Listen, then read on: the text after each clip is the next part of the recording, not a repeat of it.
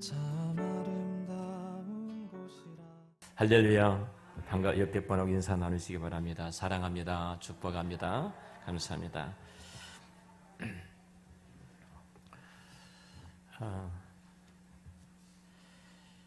어떤 그 삼촌이 갓 5살 먹은 어린 조카를 데리고 수족관에 구경을 하러 갔습니다.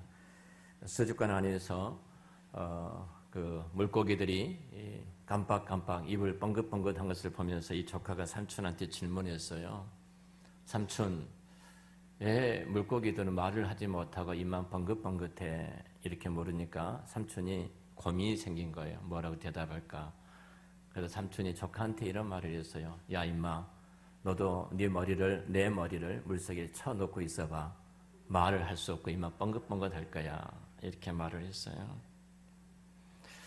한 2년 후에 삼촌이 이렇게 말한 것에 대해서 너무 마음이 아파가지고 이제 바르게 가르쳐줘야 되겠다 생각을 하고 조카한테 물었어요. 너 수족관에 있는 물고기가 왜 입만 뻥긋뻥긋하고 있는 줄 아니? 그렇게 물으니까 이 조카가 하는 말이 삼촌 그것도 몰라. 삼촌 머리를 그 물속에 쳐 박아봐. 말을 못하고 입만 빵긋빵긋하고 있을 거야. 사실 우리가 바르게 배우고 바르게 가르쳐야 됩니다. 신앙이 있어도 마찬가지거든요.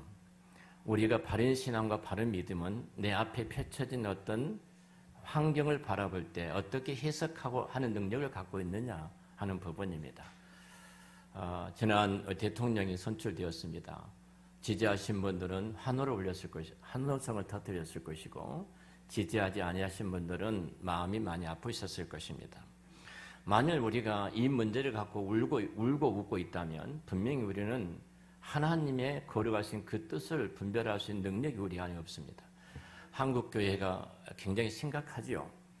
지난 우리 사역자회의 때 우리 전도사가 이렇게 질문해, 목사님, 한국 교회는 이 선거를 어떻게 봅니까? 이런 질문을 하더라고요. 마치 이 질문을 저희들이 목요일마다 모인 기도회 모임이 있는데 그 기도회 모임 때 남서원일교회 박한철 목사가 그 모임 가운데 특별히 저에게 질문하더라고요. 남 목사님은 어떻게 이번 선거를 보고 계십니까? 이렇게 질문을 해서 다 거기는 강남 3구에 계신 목사님들입니다. 압구정도 계시고 노현동도 있고 교회들이 뭐 잠실에도 있는 교회들이고 수서에도 있는 교회들이고 강동에 있는 교회들이에요. 강남 3구에 지지하는 것들 여러분 잘 아시잖아요. 제가 짧은 이야기지만 제 논리를 좀 펴서 말씀을 드렸습니다. 우리 교회에서 제가 말씀을 드렸던 것처럼 종교적인 전쟁은 역사 속에 없었다. 중요한 것은 정치인들이 종교를 가지고 전쟁을 일으키고 종교 전쟁으로 이렇게 만들어서 얼마나 많은 피를 흘렸는지 모른다. 그 이유는 하나다. 교회가 본질적으로 성경의 무엇을 말하고 있는가를 모르기 때문에 그렇다. 정말로 하나님이 우리에게 무엇이라고 말씀하고 있는가? 이 본질을 붙잡지 못하고 있기 때문에 이런 아픔들을 계속해서 겪고 있는 것이다. 말씀을 드렸어요. 사실 여러분 오늘 본문도 동일하게 마찬가지입니다. 이 본문의 사건은 우리가 너무나 잘 아는 내용이거든요. 베데스다 연못의 사건은 교회를 다니는 사람이라면 남녀노소 할 것 없이 번뜩 떠오릅니다. 특별히 베데스다 연못 사건이 얼마만큼 브랜드 가치가 있냐면 베데스다 교회도 있고요. 베데스다 요양원도 있고요. 베데스다 카페도 있고요. 베데스다 마트도 있고요. 베데스다 병원도 있고요. 베데스다로 붙여진 이름들이 굉장히 많습니다. 베데스다 세탁소도 있더라고요. 여러분 얼마나 이 베데스다는 그 브랜드 이 단어가 주는 가치가 얼마나 크면 이렇게 널려 있을 정도로 많겠습니까? 정말 여러분 베데스다의 사건을 알고 계신가요? 성경을 놓고 창세기부터 요한계시록까지 성경 전체를 딱 요약하면은 첫 번째도 기적, 마지막도 기적이죠. 태초에 하나님의 천지를 창조하셨다 시작을 해서 마지막 예수님 그리스도께서 재림하신다. 기적을 빼면요, 성경 기적을 빼면은 성경 겉장밖에 남지를 않습니다. 특별히 요한복음에서 말씀하는 그 기적의 중요한 핵심이 있습니다. 그 핵심은 예수 그리스도가 누구인가를 나타내는 표적이죠. 오늘 5장 1절 이렇게 시작합니다. 그 후에 이렇게 출발을 하죠. 유대인의 명절이 되어 예수께서 예루살렘에 올라가셨다. 그 후라는 것은 우리가 지금까지 봤던 4장의 사건입니다. 사마리아의 사건과 그리고 갈릴리의 사건이 있는 이후에 사마리아 사건이 있었고, 이어서 있었던 왕의 신하의 아들을 고쳐주는 사건 이후에 명절이 되어 예수님과 제자들이 예루살렘으로 올라왔더라, 이렇게 시작을 합니다. 자, 명절이 되었다. 우리나라는 명절이 되면 다 고향으로 내려가죠. 시골로 굉장히 많은 인구가 이동을 합니다. 유대인들이 명절이 되면요, 여러분 도시로 예루살렘으로 올라옵니다. 한 도시 복판으로, 유대 도시 복판으로 올라와요. 우리하고 문화가 다르죠. 그러니까 명절에 이들이 올라왔던 중요한 것은 성전으로 들어오는 거예요. 유대인들의 삶의 핵심은 성전 중심입니다. 하나님인 중심이고 교회 중심입니다. 이렇게 다 올라온 거예요. 예수님과 예수님의 제자들도 명절이 되어서 이렇게 올라온 거예요. 근데 명절에 성전에 와야 됩니다. 성전에 하나님이 계신 곳이고 하나님의 은혜를 베푸시고 자기 백성을 만나는 그 현장이 여기 성전입니다. 자, 그런데 여기에 보면은 참 아픈 사건은 이 명절 축제 속에서 그 축제를 누리지 못하고 성전에 들어가지 못한 일종의 사람들이 등장을 합니다. 여러분 한번 생각해 보세요. 우리는 하나님이 살아계신 것을 믿는 사람들이고 그 살아계신 하나님이 성전에 계신 것을 믿는 사람들입니다. 당연히 그 하나님께서 모든 인생의 문제를 해결할 뿐만 아니라 우리 인생의 질병을 치료하신 하나님을 우리를 믿습니다. 동일하게 유대인들도 마찬가지입니다. 그럼 이 병든 사람들이 어디로 올라가야 되겠습니까? 마땅히 병든 사람들이 어디로 올라가야 돼요? 예루살렘 성전으로 올라가야 됩니다. 명절에 이 잔치 속에 들어가 참여하면서 그 잔치를 누려야 될 사람들인데 이들이 그러지 못하고 있는 거예요. 그리고 어디로 들어가는 거예요? 이들이 양의 문 곁에 있는 베데스다라는 작은 연못가에 모여 있다고 성경은 이야기를 하고 있습니다.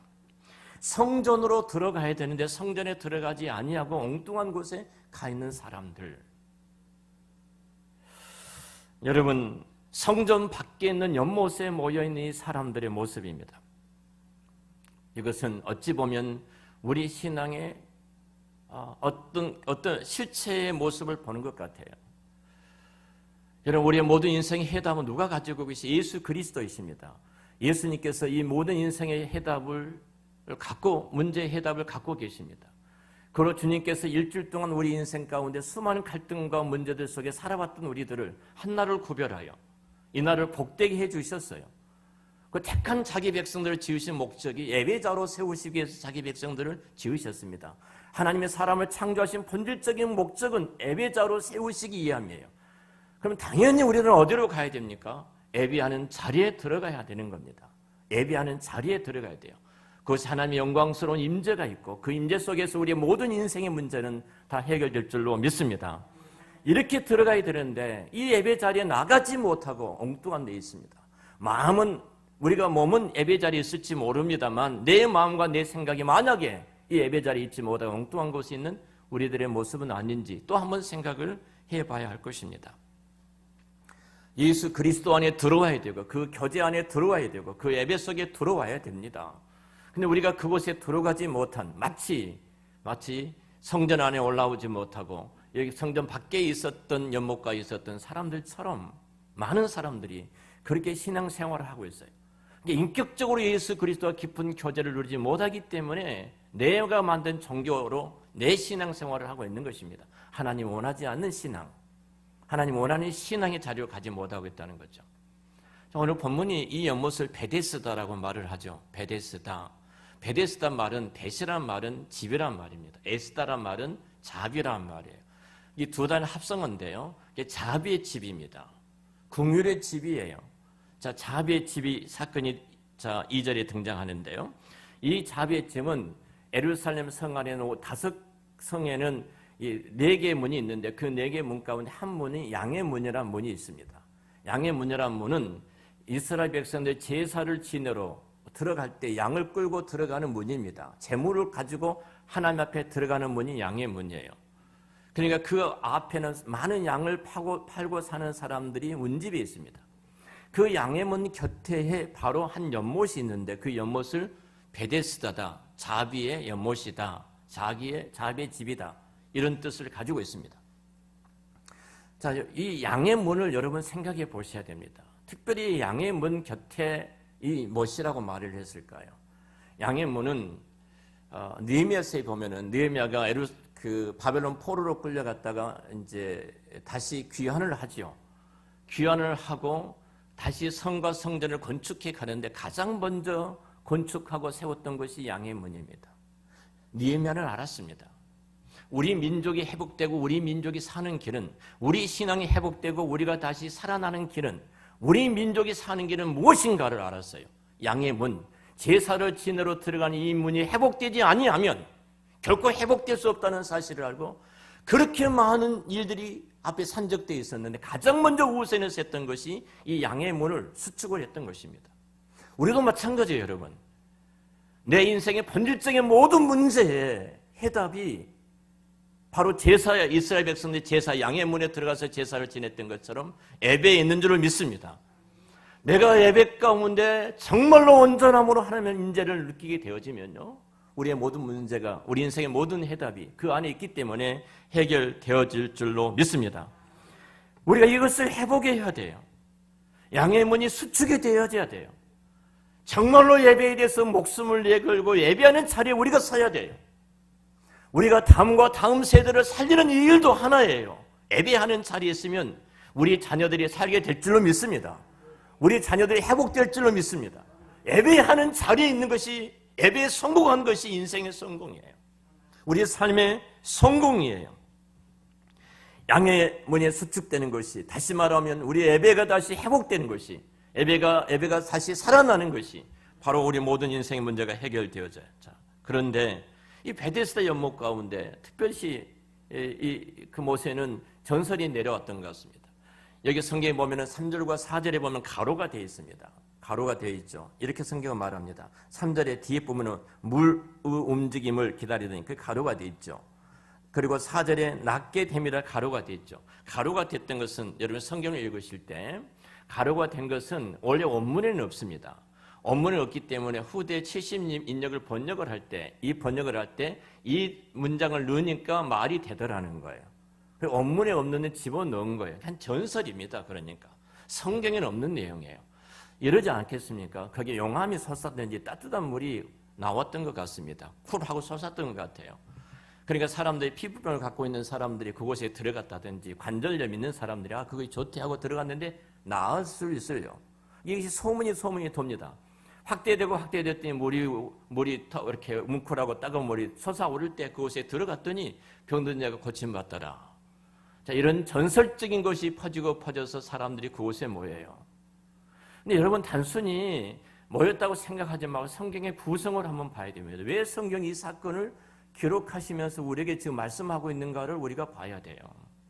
요한복음이 갖고 있는 주제가 뭔가를 생각해 보셔야 돼요.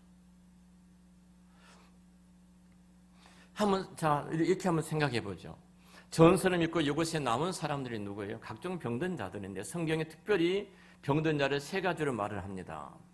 맹인이요, 소경, 보지 못한 소경이 있더라 그곳에. 또 그곳에 정상적으로 걷지 못하고 저는 사람이 있더라 말을 합니다. 혈기 마른 사람, 우리로 말하는 중풍병자입니다. 몸이 다 말라가지고 움직이지 못한 사람이 있습니다.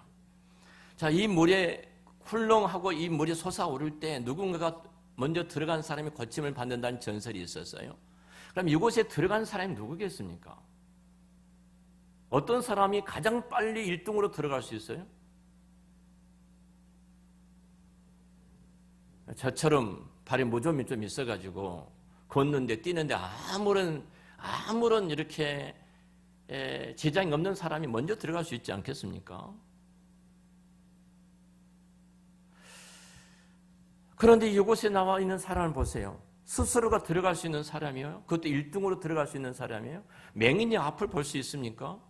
물이 쿨렁하고 솟아오르는 것을 맹인이 볼 수 있어요? 이 맹인이 스스로 그 의지를 갖고 보고 들어갈 수 있는 사람이에요? 아니면 발이 저는 사람입니다. 다리가 저려서 잘 걷지 못한 사람이 힘을 써서 일어서서 발을 띄어버렸더니 이미 사람들은 다 들어갔다 나와가지고 수건으로 닦고 있는 거예요. 아니면 혈기 마른 사람이 걷지 못합니다. 이 사람이 떼굴떼굴 굴러가서 그곳에 간들 언제 그 물속에 들어갈 수가 있겠습니까? 그들의 의지적으로는 전혀 들어갈 수 없는 사람들이 이들이에요. 왜 이들을 성경은 특별히 말을 하고 있는가 이거예요.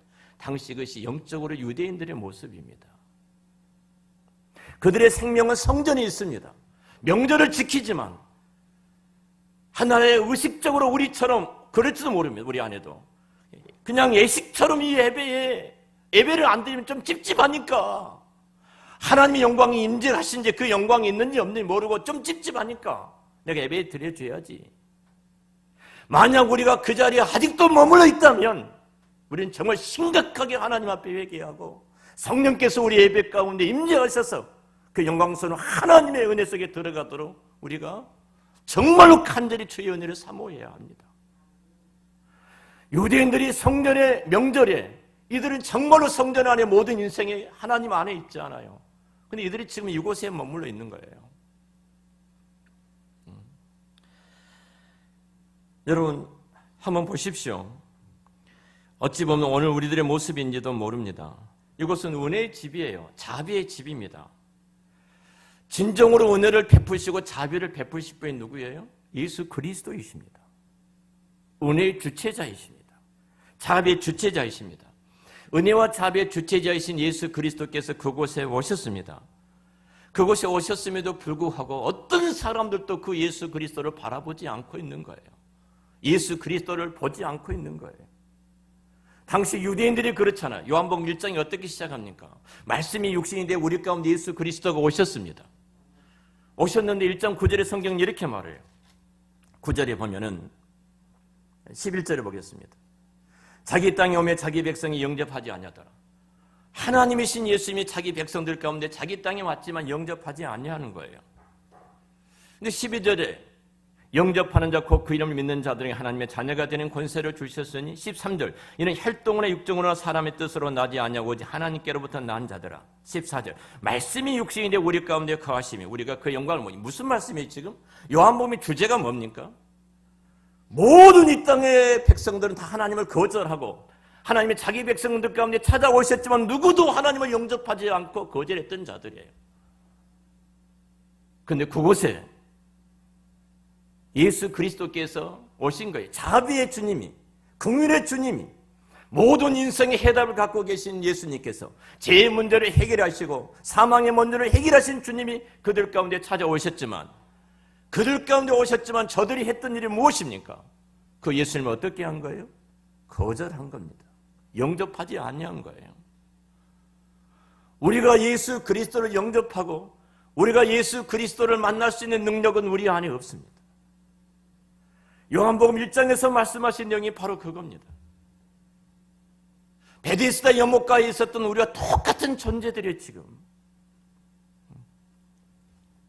주님이 찾아오셨어요. 마땅히 그자들이 예수님을 바라봐야 되잖아요.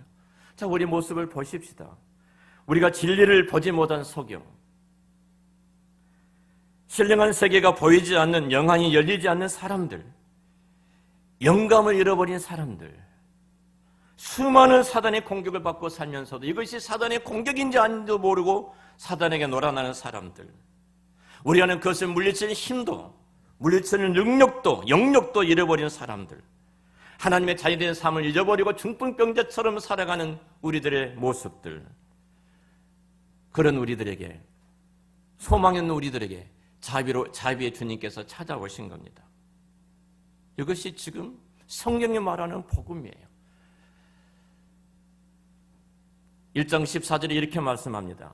말씀이 육신이 되어 우리 가운데 거하시매, 말씀이 육신이 되어 예수 그리스도께서 우리 가운데 오셨어요. 거하신다는 말은 텐트를 치신단 말이에요. 이 텐트란 말은 성전이란 말입니다.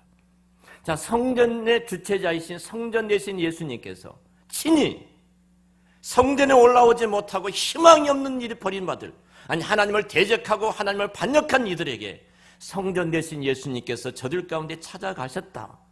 이것이 오늘 본문의 내용이에요. 성전 되신 예수님이 찾아오신 거예요. 이것이 은혜입니다. 은혜예요. 여러분, 정말 우리는 하나님을 대적하고 살았던 우리들 아닙니까? 하나님과 상관없이, 하나님과 관계없이 살아왔던 우리들입니다. 소망이 없는 우리들이고 하나님의 진도 속에서 영원히 죽을 수밖에 없는 우리들이었습니다. 마치 베데스다 연못가에 있었던 그런 모습처럼 우리는 이 세상을 살아왔던 우리들입니다. 그런데 하나님께서 어떻게 하셨습니까?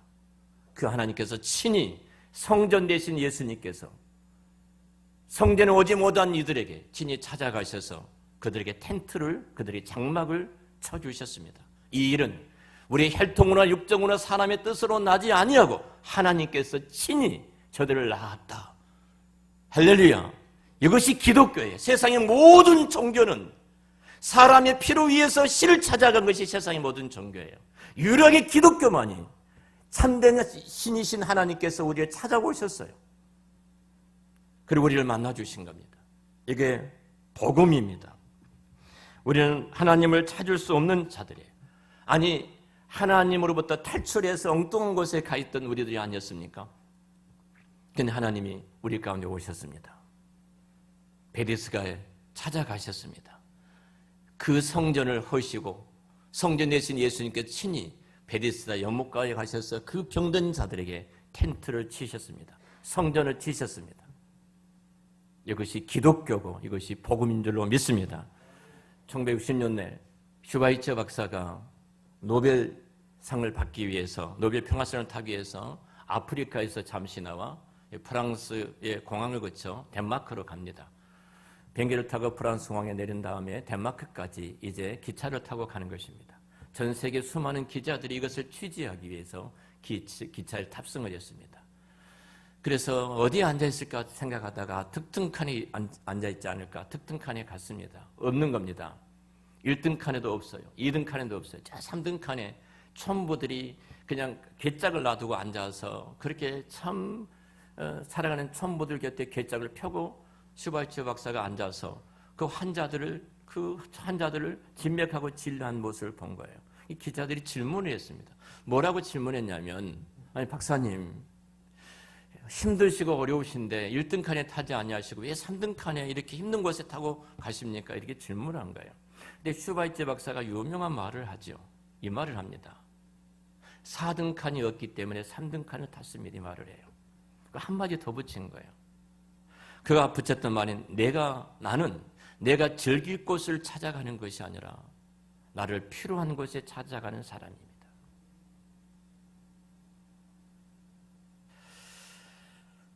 여러분, 성경은 언제나 예수님을 찾아가시는 분으로 묘사를 합니다.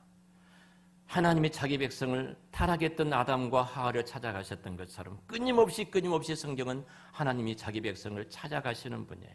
기다리신 분이 아니에요. 웨이팅 갓이 아니에요. 시킨 갓입니다. 찾아가신 하나님이셔요. 저와 여러분은 소망이 없는 자들입니다. 그런데 그분께서 그 예수님이 찾아오셨던 우리들은 누구였습니까? 예수님께서 명절 축제 속에서 모두가 들떠서 흥청망청하고 있을 때 그 축제와 거리가 먼 한 애딴 병든 곳에 병든 자들 움집한 그곳을 주님이 찾아가십니다. 그것은 절망과 한숨으로 가득하고 희망과 소망이 없이 냄새가 나는 그 몸을 이끌고 마지막 물이 통할 때 들어갈 수는 있지 않을까. 그렇게 비참하게 그는 스스로 들어갈 수 없었던 맹인들, 저는 사람들, 그리고 혈기 마른 중풍병자들, 그 수용소에 우리 주님이 찾아가셨습니다. 여러분, 동일하게 마찬가지입니다. 이 시간 여러분 인생의 무거운 짐을 지고 이곳에 오셨습니까? 인생의 실패와 때로는 고난과 아픔을 안고 오신 분이 계십니까? 마음의 고통과 상처를 안고 이 자리에 앉아 계신 분 계십니까? 삶이 너무 아파서 밤잠을 자지 못하고 훌쩍거리면서 한숨을 쉬면서 지난밤에 애롭게 지낸 분이 계십니까? 오늘 이 시간 우리 주님께서 예배를 통해서 여러분들을 만나 주실 줄로 믿습니다. 물이 통할 때 1등으로 들어갈 수 없는 난치병을 갖고 있었던 이 불행한 사람들, 자, 이들은 그곳에 앉아서 늘 한 가지 희망을 가졌을 겁니다. 들어가야 될 텐데 들어가면 나도 나을 텐데 그는 그 어떤 사람도 누구도 손을 대주지 않습니다. 여러분, 자비의 집이라면 어떻게 해야 됩니까? 자비의 집의 가장 큰 특징은 배려하는 것이 아닙니까? 최소한도 서로가 서로를 배려하고 있었다면 가장 누구에게 배려해야 됐습니까? 혈기 말라서 전혀 움직이지 못한 사람이 아닙니까? 그 사람이 만약에 자비의 집에 진정한 회복이 있었다면 그 사람은 그 자리에 있지 않았을 것입니다. 사람들이 먼저 들고 가서 물이 동할 때 넣어줬을 것입니다. 누구도 이 세상에서는 그걸 보지 못합니다. 그 타락한 세상의 모습입니다. 여러분, 정치가 여러분의 인생의 문제를 해결해 주려고 생각을 하십니까? 만약 여러분 그 기대를 갖고 있다면 여러분 죄를 짓는 것입니다. 하나님만이 우리 인생의 문제를 해결해 주시지 어떤 정치인도 우리 인생의 본질적인 문제를 해결해 주실 수가 없습니다. 자, 이 문제 현장에 우리 예수님이 찾아오셨습니다. 그러나 아무도 예수님을 바라보지 않습니다. 다만 이들은 진짜 생존 경쟁의 혈안이 되어져서 누가 1등이 될 것인가? 이것만 그들의 유일한 열정이었습니다. 이것이 모든 인류의 영적인 위기 아닙니까? 바로 그때 예수님께서 친히 한 사람을 주목하여 보셨습니다. 성경은 이렇게 말씀합니다. 5절에 거기에 38회 38년 된 병자가 있더라. 예수께서 그 누운 것을 보시고, 주님께서 우리를 1초만 보시면요, 저와 여러분의 모든 인생의 문제는 해결될 줄로 믿습니다. 주님이 보시고, 우리가 어떤 죄의 자리에 있는가도 주님은 보고 계시고요, 내 고통과 아픔이 어떤 모습인가를 주님은 보고 계십니다. 그 주님께서 1초만 우리 그 문제에 손을 대시면 그 모든 문제는 해결될 줄로 믿습니다. 주님께서 이 시간, 이 순간 불꽃 같은 눈동자로 이 교회와 저와 여러분을 보고 계십니다. 나의 아픔을 보고 계시고 내 인생의 문제를 보고 계십니다. 그리고 여러분을 보십니다. 2000년 전에 이 사건이 이 사람의 사건이 아니라 바로 저와 여러분의 사건인 줄로 믿습니다. 저와 여러분을 찾아오셨습니다. 그리고 성전 되신 그분이 친히 찾아오셔서 우리 가운데 성전을 삼으시고 우리 가운데 거하신 줄로 믿습니다. 그 예수님이 우리 안에 있는데 뭐가 문제입니까? 뭐가 문제가 되겠습니까? 여러분, 눈을 열어 그 주님을 바라보시고, 눈을 열어서 그 주님을 손을 들어서 의지하시고 그 주님 앞에 무릎을 꿇으심으로 그 주께서 38년 된 중풍병자를 회복시켜 주신 자비의 주님, 성전 되신 주님이 친히 찾아오셔서 해결해 주셨던 것처럼 여러분의 모든 인생의 문제가, 여러분의 삶과 죄의 문제가 예수 그리스도 안에서 회복되어지고 해결되어지고 이 땅에서 가장 복 있는 길을 걸어가시기를 우리 주의 이름으로 축원합니다. 기도하겠습니다.